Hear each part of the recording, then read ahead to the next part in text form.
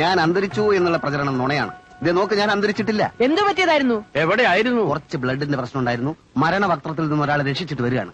അതാ കാണാതെ. ഈ ആലുങ്ക വഴുക്കുമ്പോ കാക്കയ്ക്ക് വാപ്പുണ്ടെന്ന് പറയുന്ന പോലെ ഇങ്ങോട്ട് വന്നേ, ഒരു കാര്യം പറയട്ടെ. എന്തേ? വാ.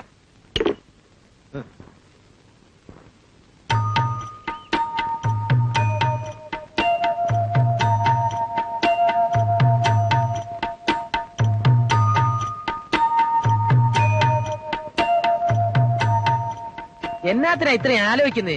ഈ പഞ്ചായത്ത് തെരഞ്ഞെടുപ്പിന് നിക്കാന്ന് പറഞ്ഞാൽ മമ്മാടെ കുറിച്ചിട്ടി ചേരുന്ന പോലെ ഉള്ളൂ. എന്നാലും ഒന്നുകൂടെ ആലോചിച്ചിട്ട് പോരെ? ഇനിയിപ്പൊ പീതാംബരന് താല്പര്യം ഇല്ലാന്ന് പറഞ്ഞാൽ തന്നെ അതിന്റെ പോരായ്മ ഈ കരക്കാർക്കാ. ഈ പ്രദേശത്തിന്റെ എല്ലാ പ്രശ്നങ്ങൾക്കും രാപകലില്ലാതെ ഓടി നടക്കുന്ന പീതാംബരൻ ഈ പഞ്ചായത്തിനെ മൊത്തമായി സേവിക്കാനുള്ള ഒരു അവസരം കിട്ടിയപ്പോ എന്തുകൊണ്ട് പിന്മാറി ഇന്ന് കരക്കാർ ചോദിക്കും. എന്ത് സമാനം പറയും? അതെ, പ്രവർത്തിക്കുന്ന കാര്യം ഓർത്തൊന്നും പീതാംബരൻ വിഷമിക്കണ്ട. കുവൈറ്റിൽ നിന്ന് വിളി വരുന്നവരെ ഞാൻ കൂടെ ഉണ്ടാവും. അതിനൊരു മാസത്തേക്കല്ലേ ഉള്ളൂ തെരഞ്ഞെടുപ്പ് പ്രചരണം. സ്വതന്ത്രനായിട്ട് നിന്നാ മതി.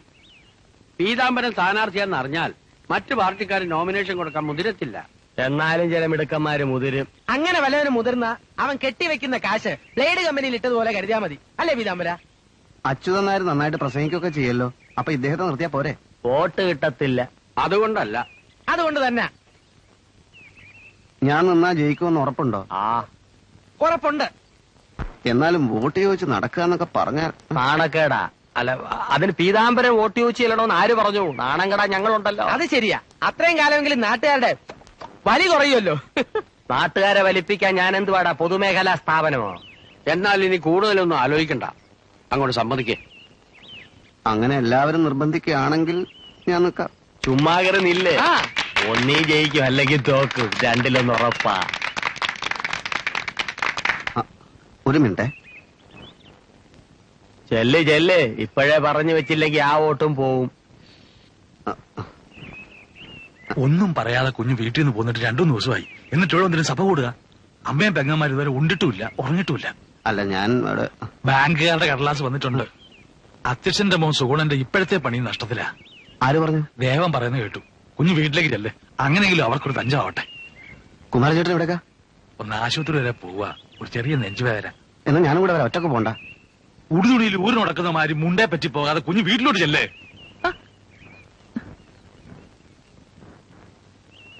3-4 ദിവസമായിട്ട് ബാക്കിയുള്ളവരോട് എങ്ങനെയാ കഴിഞ്ഞെന്ന് നീ അറിഞ്ഞോ? തീ തിന്നായിരുന്നു.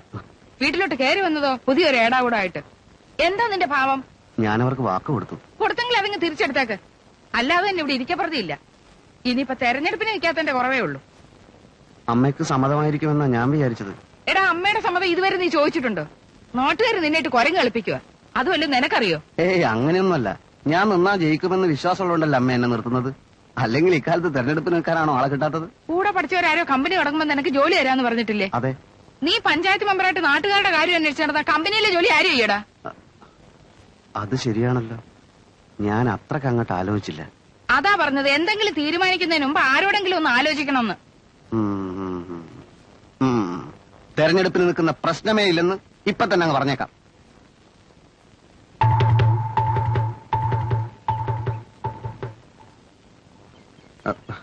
മറുപടി ഒന്നും പറയാതെ പോയാലെങ്ങനെ? വലിയടത്ത് കേശവൻ നായർക്ക് ഒരൊറ്റ വാക്കേ ഉണ്ടായിരുന്നുള്ളൂ. തല പോയാലും കേശവൻ നായർ അതിൽ ഉറച്ചു നിൽക്കുമായിരുന്നു. മകനും അങ്ങനെ ആയിരിക്കുന്നു കരുതി തെറ്റി. രസീത് ബുക്കും അഭ്യർത്ഥന അടിക്കാൻ കൊടുത്തിട്ട് വരുന്ന വഴിയാ. ഈ വഴിയിൽ വെച്ച് തന്നെ പീതാംബരൻ കാല് മാറുമെന്ന് ഞങ്ങൾ തീരെ പ്രതീക്ഷിച്ചില്ല. ഇനിയിപ്പോ നാട്ടുകാരുടെ മുഖത്ത് ഞങ്ങൾ എങ്ങനെ നോക്കും? ആലോചിച്ച് നോക്കിയപ്പോ അമ്മ പറയുന്നതിലും കാര്യമുണ്ടെന്ന് തോന്നി. പീതാംബരനായതുകൊണ്ട് ഞാനൊരു സത്യം പറയാം. സ്വന്തം മകനെ രാഷ്ട്രത്തിന് സമർപ്പിക്കാൻ സോമനസാലെ ഒരമ്മയും സമ്മതിച്ചിട്ടില്ല. ഇത് ചരിത്രം നോക്കിയാൽ മനസ്സിലാവും. ഏത് അധ്യായത്തിലാണെന്ന് കൂടി പറഞ്ഞു കൊടുത്താട്ടെ. ആണുങ്ങൾക്ക് വാക്കാ പീതാംബര വലുത്. അത് പെണ്ണുങ്ങളുടെ വാക്ക് കേട്ട് സൗകര്യം പോലെ മാറ്റാനുള്ളതല്ല. എന്റെ മമ്മ എങ്ങാനും ആയിരിക്കണം എന്നെ ഉന്തി തള്ളി ഇറക്കിയത്. പഞ്ചായത്ത് മെമ്പർ ആയെന്ന് കരുതി വേറെ ജോലിക്കൊന്നും പോകാൻ പാടില്ല എന്ന് കാർത്തിയാനിയമ്മ പറഞ്ഞത് ലോകപരിചയമില്ലാത്തതുകൊണ്ടാ. വെള്ളക്കാരെ ഓടിക്കാൻ നടന്നതിനിടയിലും ഗാന്ധിജി നൂലുണ്ടാക്കിയില്ലേ? അങ്ങനെ പറഞ്ഞോട്. അപ്പോ നിക്കല്ലേ? അതിനിത്ര ആലോചിക്കാൻ എന്തിരിക്കണു? നല്ല നല്ല പിള്ളകളെ നമ്പി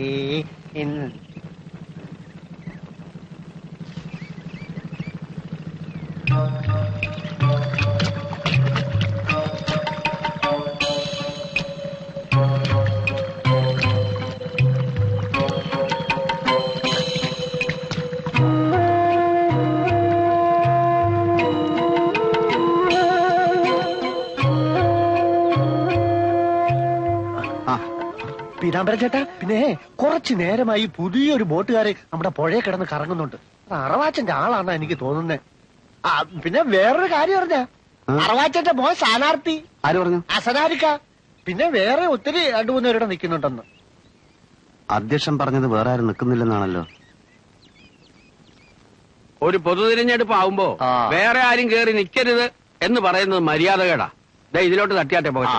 സാറേ, സ്ഥാനാർത്ഥിയാവാൻ തോന്നിയവന്റെ ഒക്കെ 7:30 ശനിയുടെ ആരംഭമാണെന്ന് കരുതിയാ മതി. നിനക്കല്ല, നമ്മുടെ എതിർ സ്ഥാനാർത്ഥികളുടെ. നമുക്ക് ശുക്രദശയല്ലേ, ഏതായാലും ഇനി പിന്മാറുന്ന ആണുങ്ങൾക്ക് യോജിച്ചതല്ല. അറവാച്ചന്റെ മോനെ എങ്ങനെങ്കിലും തോപ്പിക്കണം. ചേമ്പല മുഴുവൻ വെട്ടിയെടുക്കാൻ താമസിച്ചില്ല. ദ്രോഹി. പൊതുജന സേവനത്തിനായി സ്വജീവിതം ഒഴിഞ്ഞുവെച്ച വിദ്യാസമ്പന്നനും സൽസ്വഭാവിയുമായ പീതാംബരനെയാണോ, നാട്ടുകാരുടെ മുഴുവൻ ചോര ഊറ്റിക്കുടിക്കുന്ന സാമൂഹ്യദ്രോഹിയായ അവരാച്ചപുത്രനെയാണോ ഈ നാട്ടുകാർക്ക് ആവശ്യമെന്ന് നമുക്കൊന്നറിയണം. മക്കൾ രാഷ്ട്രീയത്തിനൊരു അറുതി വരുത്തണം. ഇതെങ്ങനെയാ മക്കൾ രാഷ്ട്രീയമാവുന്നത്? അവറാച്ചൻ രാഷ്ട്രീയക്കാരനല്ലല്ലോ. എന്നാലും അയാൾ ഒരു തന്തയല്ലേ. അതുള്ളതാ. കാട് കയറണ്ട. നാം ഇത്രയും നേരം പ്രശ്നത്തിന്റെ വിവിധ വശങ്ങളെക്കുറിച്ച് കൂലങ്കഷമായി ചിന്തിച്ചതിന്റെ വെളിച്ചത്തിൽ ഞാൻ ഊന്നി പറയാൻ ആഗ്രഹിക്കുന്നു, പീതാംബരൻ പുഷ്പം പോലെ ജയിക്കും. സുഹൃത്തുക്കളെ, പീതാംബരൻ എന്റെ ആജീവനാന്ത സുഹൃത്താണ്. ഞങ്ങൾ ഒന്നിച്ച് കളിച്ച് വളർന്നവരാണ്. മണ്ണപ്പം ചുട്ട് കളിക്കുന്ന കാലത്ത് തന്നെ ചുടുന്ന മണ്ണപ്പമൊക്കെ മറ്റുള്ളവർക്ക് കൊടുക്കണമെന്ന് പീതാംബരൻ നിർബന്ധം പിടിക്കുമായിരുന്നു. എന്റെ ഓർമ്മ ശരിയാണെങ്കിൽ പീതാംബരൻ ഒറ്റ അപ്പം പോലും തിന്നിട്ടില്ല. അന്നേ ഞങ്ങൾ പറയുമായിരുന്നു പീതാംബരൻ ഒരു യേശുക്രിസ്തു ആവുമെന്ന്.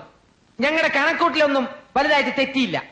ഈ പീതാംബരനിൽ ഈ നിയോജക മണ്ഡലത്തിൽ നിന്നും പീതാംബരൻ ജയിച്ചാൽ ചെയ്യാൻ പോകുന്ന കാര്യങ്ങളെ കുറിച്ച് ഞാൻ നിങ്ങളോട് പറഞ്ഞ് ഇപ്പോഴേ കൊതിപ്പിക്കുന്നില്ല. ഒന്നും ചെയ്യാൻ 1000 കാര്യങ്ങൾ ചെയ്യാൻ കഴിവുള്ള ചെറുപ്പക്കാരനാണ് പീതാംബരൻ. മാത്രമല്ല ഈ നാട്ടിന്റെ പീതാംബരൻ ഞാൻ എന്റെ ഓർമ്മ ശരിയാണെങ്കിൽ ഞാൻ ഊന്നിപ്പറയുകയാണ്. ഞാൻ നിർത്തുന്നു. നമസ്കാരം.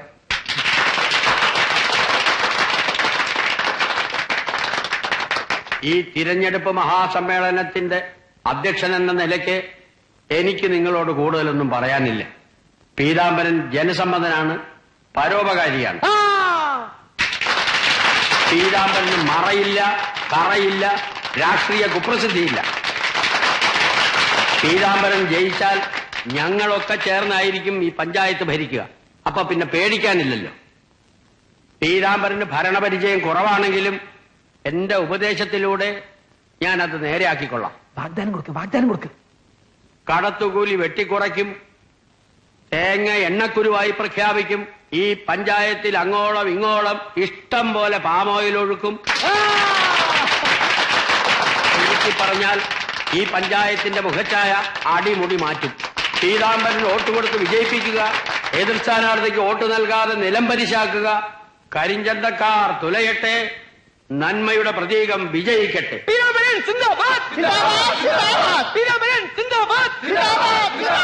ഇനി നിങ്ങളെ അഭിസംബോധന ചെയ്ത് സംസാരിക്കുന്നതിന് നമ്മുടെ പ്രിയപ്പെട്ട സ്ഥാനാർത്ഥി പീതാംബരനെ ക്ഷണിച്ചുകൊള്ളൂ.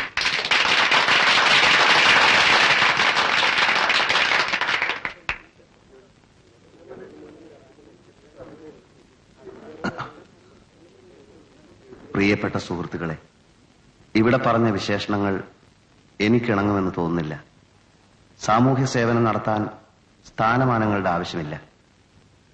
എന്റെ സുഹൃത്തുക്കളുടെ നിർബന്ധത്തിന് വഴങ്ങിയാണ് ഞാൻ ഈ മത്സരത്തിന് തയ്യാറായത്. സമ്മതിദാനാവകാശം വിനിയോഗിക്കുക എന്നുള്ളത് ഒരു വ്യക്തിയുടെ മാത്രം അവകാശമാണ്. സ്വതന്ത്രമായി മാത്രം അത് വിനിയോഗിക്കുക. പരപ്രേരണക്ക് വിധേയമായിട്ടല്ല നമ്മൾ വോട്ട് ചെയ്യേണ്ടത്. അതുകൊണ്ട് എനിക്കാണോ എന്റെ എതിർ സ്ഥാനാർത്ഥിക്കാണോ വോട്ട് ചെയ്യേണ്ടത് എന്ന് നിങ്ങൾ നല്ലതുപോലെ ആലോചിച്ച് തീരുമാനിച്ചാൽ മതി സുഹൃത്തുക്കളെ. ഞാൻ തോറ്റുപോയാലും നിങ്ങളോടുള്ള എന്റെ സമീപനം പഴയതുപോലെ തന്നെ ആയിരിക്കും. നന്ദി, നമസ്കാരം.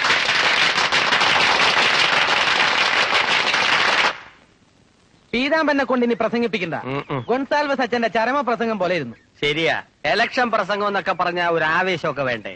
പീതാംബരൻ പ്രസംഗിച്ചില്ലെങ്കിലും ആ സമയം കൂടി അധ്യക്ഷൻ പ്രസംഗിച്ചോട്ടെ. കാക്കയുടെ കൊതിയും തീരും, പശുവിന്റെ കടിയും മാറും. അതുള്ളതാ. പിന്നെ രസീത് ബുക്ക് അതേപോലെ ഇരിക്കുക.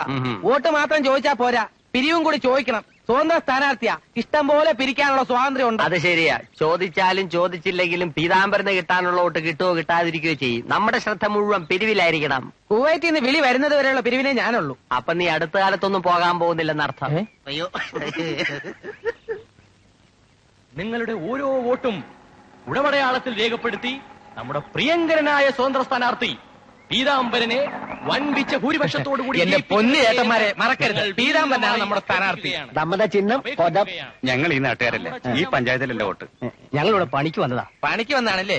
പണിയുന്നൊക്കെ കൊള്ളാം. മര്യാദയ്ക്ക് ഇറന്നില്ല ഇടിച്ച് രണ്ടിന്റെ ഷേപ്പ് മാറ്റിക്കളയും. പീതാംബരൻ ജയിച്ചാൽ ഈ പഞ്ചായത്തിലുള്ളവർക്ക് മാത്രം പണി. അതെ. സുഹൃത്തുക്കളെ, തെങ്ങടയാളത്തിൽ നിങ്ങളുടെ വിലപ്പെട്ട സമ്മതിദാനാവകാശം രേഖപ്പെടുത്തി നമ്മുടെ സ്ഥാനാർത്ഥി AK കുര്യനെ വമ്പിച്ച ഭൂരിപക്ഷത്തോടെ വിജയിപ്പിക്കണമേ എന്ന് അപേക്ഷിക്കുകയാണ്. അയ്യോ, ഇവിടെ കയറണോ? കേറിയാൽ എന്താ? ഇവിടെ ആർക്കെങ്കിലും പകർച്ച വ്യാധി? വ്യാധിയും വ്യാഖൊന്നും ഉണ്ടായിട്ടല്ല. പാമ്പ് കടിച്ച് മരിച്ച കണ്ണന്റെ വീടാ. അയാളുടെ മോളെ നാടൊട്ടുക്ക് പിരിച്ച് കെട്ടിച്ചത് പീതാംബരനാ. ഏതായാലും ഇവിടം വരെ വന്ന സ്ഥിതിക്ക് ഒന്ന് കയറി ചോദിച്ചിട്ട് പോകുന്ന മര്യാദ. എന്താ കയറാ? ഇവിടെ ആരും ഇല്ലേ? ചേച്ചി, അമ്മച്ചി, പീതാംബരന് വോട്ട് ചോദിച്ച് ഇറങ്ങിയ കൂട്ടത്തിൽ ഒന്ന് കയറിയെന്നേ ഉള്ളൂ. നമ്മുടെ ചിഹ്നം കൊതവാണ്. പീതാംബരനെ കുറിച്ച് പ്രത്യേകിച്ച് പറയേണ്ട കാര്യമൊന്നുമില്ലല്ലോ. അയ്യോ, അത് പിന്നെ പറയണോ? പീതാംബരനെ ആർക്കാ അറിയാത്തത്? അവൻ നല്ലവനാ, ഉപകാരിയാ. തന്തയില്ലാത്ത എന്റെ മോളെ ഇറക്കി വിട്ടത് അവന്റെ മിടുക്കൊണ്ടാ. പക്ഷെ ഒന്നും തോന്നരുത്, വോട്ട് ഞങ്ങൾ പാർട്ടിക്കേ ചെയ്യൂ. അമ്മച്ചിയാണ് പെണ്ണ്. ഒരു മിനിറ്റ് ഇരുന്നാട്ടെ. മനസ്സിലൊന്ന് വെച്ചിട്ട് പുറത്ത് വേറൊന്നും പറഞ്ഞില്ലല്ലോ. അമ്മച്ചി ഇനി കെട്ടിച്ചേക്കാൻ പെമ്മക്കൾ വേറെ വല്ലതും ഉണ്ടോ? ഒന്നുകൂടി ഉണ്ട് മോനെ. അതിന് ആരുടെയും കൂടെ അയച്ചുകളയല്ലേ? അതെന്താ? പാർട്ടി വരും കെട്ടാൻ. അങ്ങനെ ഇപ്പൊ വായിക്കണ്ട, നന്ദിയില്ലാത്തത്.